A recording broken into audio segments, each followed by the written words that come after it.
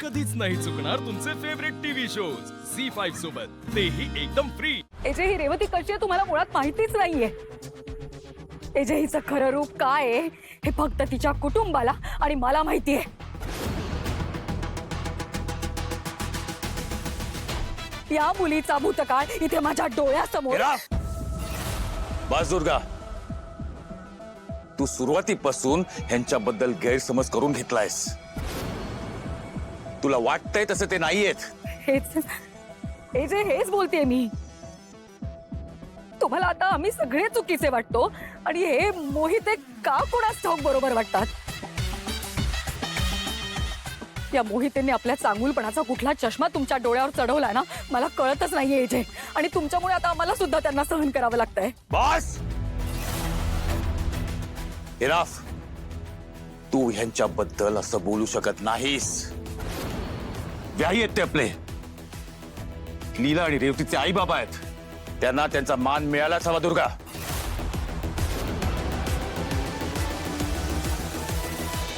पण एजे हे पहिल्यांदा घडत नाहीये, याआधी अनेकदा अपमान झालाय आमचा। माझ्या रेऊचं यशशी लग्न होऊ नये म्हणून या बाईने आमच्याच घरात येऊन आमची लायकी काढली। मावशी बास सगळं आता नकोय सगळं। लीला थांब, आज मला बोलू देत। या तुमच्या सोना आहेत ना, यांना असं वाटतं ह्यांच्याकडे खूप पैसा आहे तर ह्या कुणाशी कसंही वागू शकतात।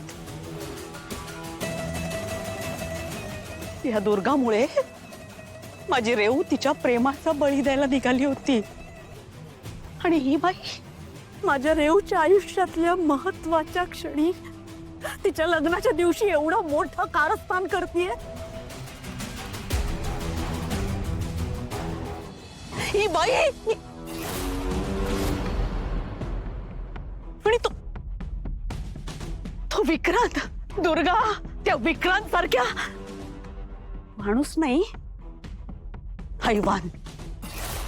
त्या हैवानाशी तू माझ्या मुलीचं लग्न लावायला निघाली होतीस। दादाची काय चूक आहे यात? हा प्लॅन त्याचा नव्हताच, त्याला जे सांगितलं ते केलं त्याने। बस सरस्वती बस, अजून किती तुझ्या भावाची बाजू घेणार आहेस तू बाळा? आजी पण जरूर थांब, ह्याच कारणामुळे आजवर मलाही विक्रांत दादाबद्दल वाईट वाटायचं, पण आज त्यांनी जे केलंय ना त्याला माफी नाही मिळू शकत, त्यामुळे त्याची बाजू घेणं थांबव। तो भाऊ आहे माझा, त्याने मुद्दाम नाही केलं, त्याला सांगितलं म्हणून केलं ना। तर बस बस सरस्वती, इनफ। दुर्गा, दुर्गा, माझा तुझ्यावर विश्वास होता की माझ्या नंतर कोणी घर सांभाळेल तर ती तू असशील। मला वाटायचं की दुर्गा कधीच चुकणार नाही, पण आय वॉज रॉंग। माझ्या समोर जी आज दुर्गा उभी आहे असं वाटतंय की मी तिला ओळखती नाही। काय केलंयस तू हे? स्वतःच्या भावाची काळजी वाटते तुला, मग काय यांनी यांच्या मुलींना बहिणींना वाऱ्यावर सोडलंय। रेवती आणि यशचं लग्न मोडण्यासाठी तू या विक्रांतला बोल्यावर उभं केलंस। पण एजे तिचं त्याच्याशी हे तुला माहिती होतं की हा माणूस कसा आहे? He is a bloody criminal. हे लग्न झालं असतं तर रेवतीचं आयुष्य बर्बाद झालं असतं। दुर्गा, ह्याचा जराही विचार नाही केलास तू। सूड घेण्याच्या नादात तू इतकी अंधळी झाली होतीस। एजे तुम्हाला माहित नाही। बस दुर्गा, अजून एक शब्द नाही। आपण इथे यश आणि रेवतीच्या लग्नासाठी आलोय आणि आता हे लग्न होणार, आणि या प्रकरणाचं काय डिसिजन घ्यायचं आहे ते मी नंतर ठरवेन।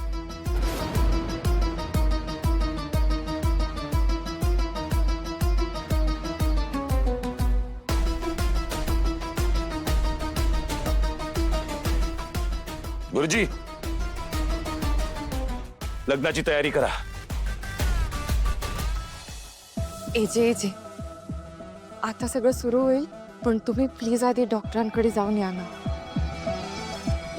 मी जातो, पण तू इथे थांब। हो हो मी थांबते। विश्वा दादा प्लीज। पण एजे ती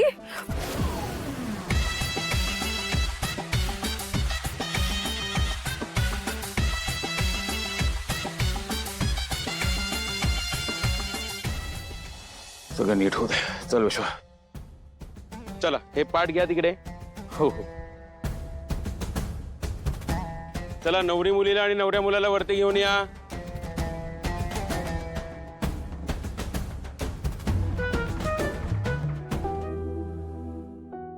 एजे तुम्ही ठीक आहात ना?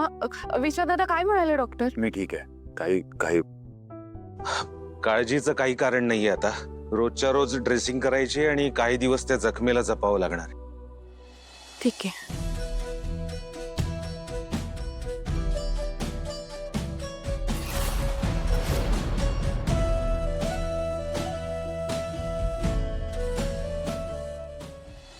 एजे, माझ्या रेवूच्या लग्नाची मी खूप स्वप्न पाहिली होती. वाटलं होतं की माझी लेक आनंदात तिच्या सासरी जाईल, पण आज जे काही घडलंय ना त्यानंतर मात्र इलाच आहे बाबा. तुम्ही रेवतीची काळजी करू नका. ती तिच्या सासरी सुखी राहील हा माझा शब्द आहे.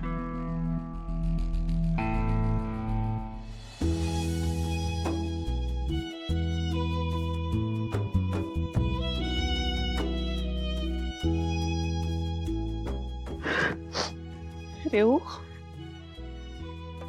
काळजी घ्या सोन्या. नीट राहा, सगळ्यांचा आदर कर. नीला, काळजी घे हं, माझ्या रेऊची. मोठी बहीण म्हणून माझ्या रेऊचा सांभाळ केलास ना, आता यापुढे तसा सांभाळ कर हं.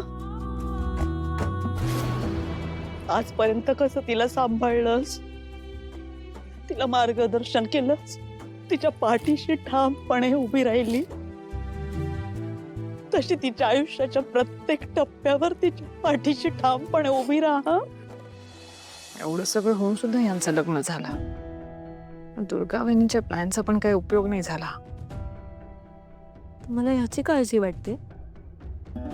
या बहिणींमुळे माझा दादा तुरुंगात गेला, त्याबद्दल तुम्हाला काहीच वाटत नाहीये का? हो, असं नाहीये. रेवू,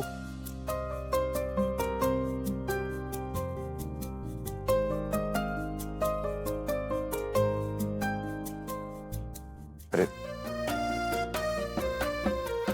हे जे लीला वहिनी, तुमच्यामुळेच आमचं लग्न झालंय. तुम्ही दोघं नसता तर तुम्ही काय केलं असतं याचा विचारही करवत नाहीये मला. Thank you so much. तुला थँक्यू म्हणायची काही गरज नाहीये. इनफॅक्ट सॉरी मला म्हणायला हवं की तुमच्या लग्नात एवढा गोंधळ झाला. तुमचा स्पेशल डे अशा रीतीने पार पडला. I am really sorry for that. नाही एजे प्लीज, तुम्ही सॉरी नका म्हणू. इलाचे आई बाबा, मी तुम्हालाही सॉरी म्हणायला हवं. तुम्हाला खात्री देतो की यापुढे रेवतीच्या आयुष्यात काही वाईट होणार नाही. निश्चिंत राहा. अभिराम, ज्याचा शेवट गोड तिथे सगळंच गोड. चला निघूया.